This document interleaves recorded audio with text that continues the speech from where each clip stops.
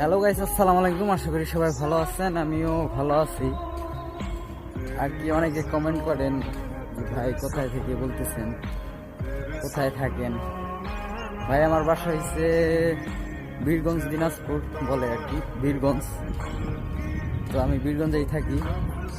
আর যারা যারা কমেন্টে অনেকেই করে যে ভাই আপনি কোথায় থাকেন, কি করেন। কিছুই করি না, আজ এটা ঘুরি ফিরি আর বীরগঞ্জে থাকি।